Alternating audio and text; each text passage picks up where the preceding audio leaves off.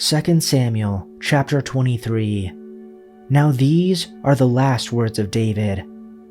The oracle of David, the son of Jesse, the oracle of the man who was raised on high, the anointed of the God of Jacob, the sweet psalmist of Israel. The Spirit of the Lord speaks by me. His word is on my tongue. The God of Israel has spoken. The Rock of Israel has said to me, when one rules justly over men, ruling in the fear of God, he dawns on them like the morning light, like the sun shining forth on a cloudless morning, like rain that makes grass to sprout from the earth. For does not my house stand so with God?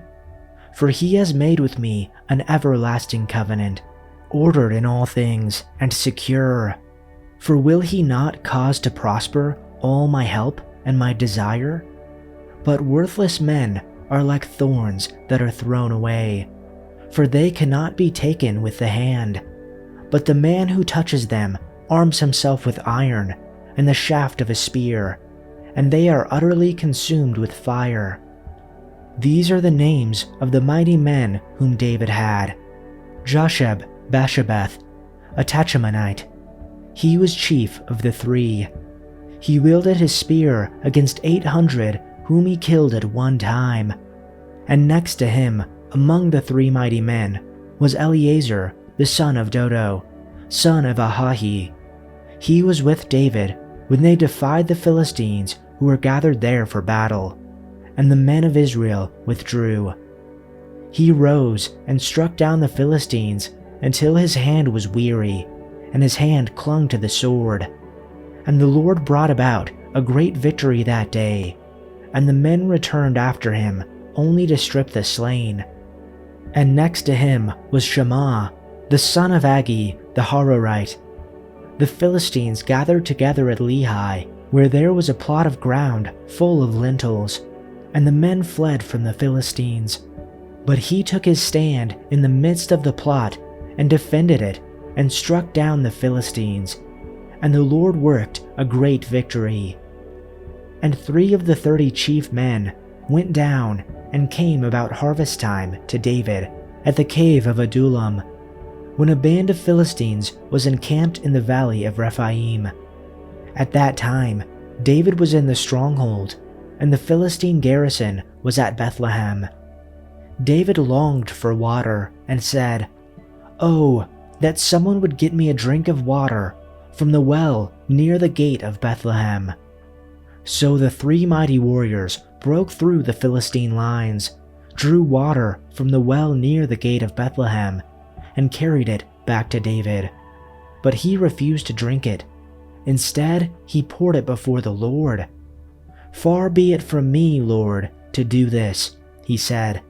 "Is it not the blood of men who went at the risk of their lives?" And David would not drink it. Such were the exploits of the 3 mighty warriors. Abishai, the brother of Joab, son of Zeruiah, was chief of the 3. He raised his spear against 300 men whom he killed, and so he became as famous as the 3.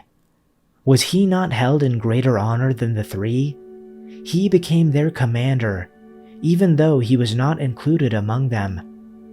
Benaiah, son of Jehoiada, a valiant fighter from Kabzeel, performed great exploits. He struck down Moab's 2 mightiest warriors.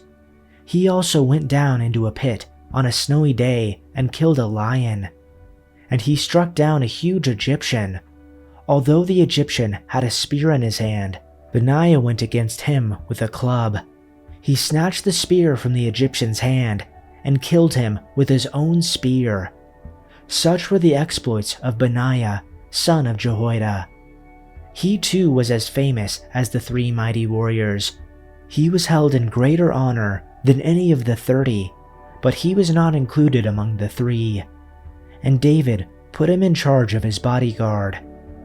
Asahel, the brother of Joab, was among the 30.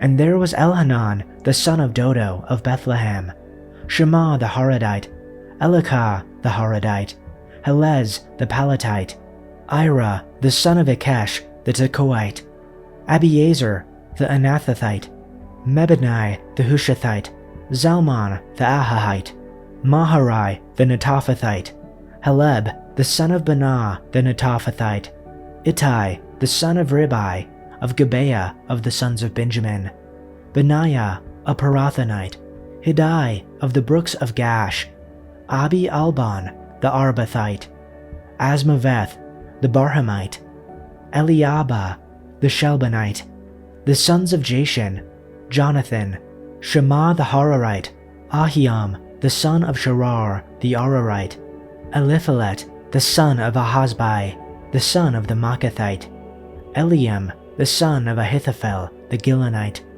Hezro the Carmelite, Parai the Arbite, Egal the son of Nathan of Zobah, Bani the Gadite, Zelek the Ammonite, Naharai the Beerothite, armor-bearers of Joab the son of Zeruiah, Ira the Ithrite, Gareb the Ithrite, and Uriah the Hittite, 37 in all. Chapter 24. Now the anger of the Lord burned against Israel again, and he incited David against them to say, "Go, count Israel and Judah."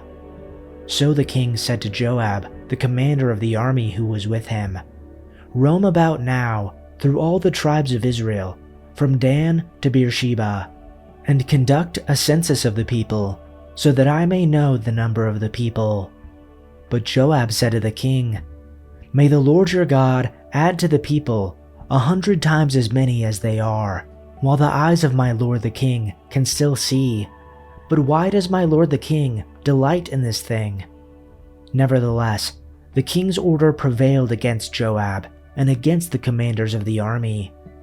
So Joab and the commanders of the army left the presence of the king to conduct a census of the people of Israel. They crossed the Jordan and camped in Aroer, on the right side of the city that is in the middle of the valley of Gad, and toward Jazer. Then they came to Gilead and to the land of Tatim Hadshi, and they came to Dan John and around to Sidon. Then they came to the fortress of Tyre, and to all the cities of the Hivites and of the Canaanites, and they went out to the south of Judah, to Beersheba. So when they had roamed about through the whole land, they came to Jerusalem at the end of 9 months and 20 days. And Joab gave the number of the census of the people to the king. In Israel there were 800,000 valiant men who drew the sword, and the men of Judah were 500,000 men. Now David's heart troubled him after he had counted the people. So David said to the Lord, "I have sinned greatly in what I have done. But now, Lord, please overlook the guilt of your servant, for I have acted very foolishly."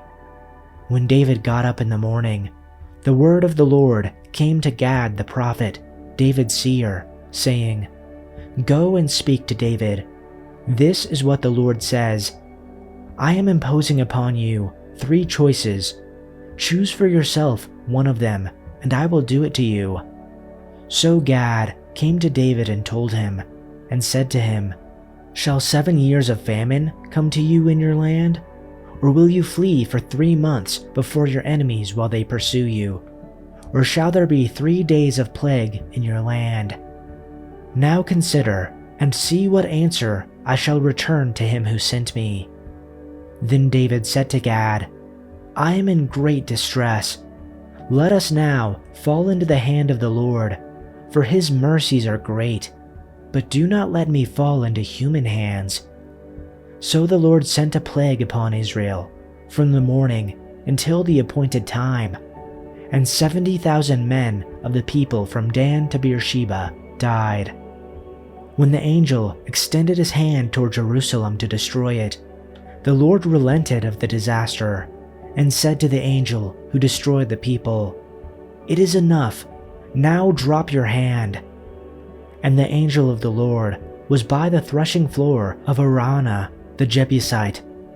Then David spoke to the Lord when he saw the angel who was striking down the people, and said, "Behold, it is I who have sinned, and it is I who have done wrong. But these sheep, what have they done? Please let your hand be against me and against my father's house." So Gad came to David that day and said to him, "Go up, erect an altar to the Lord on the threshing floor of Arana the Jebusite." Then David went up in accordance with the word of Gad, just as the Lord had commanded. When Arana saw the king and his men coming toward him, he came and bowed before the king with his face to the ground. "Why have you come, my lord the king?" Arana asked. David replied, "I have come to buy your threshing floor and to build an altar to the Lord there, so that he will stop the plague." "Take it, my lord the king, and use it as you wish," Arana said to David. "Here are oxen for the burnt offering, and you can use the threshing boards and ox yokes for wood to build a fire on the altar. I will give it all to you, your majesty, and may the Lord your God accept your sacrifice." But the king replied to Arana, "No, I insist on buying it, for I will not present burnt offerings to the Lord my God that have cost me nothing." So David paid him 50 pieces of silver for the threshing floor and the oxen. David built an altar there to the Lord and sacrificed burnt offerings and peace offerings, and the Lord answered his prayer for the land, and the plague on Israel was stopped.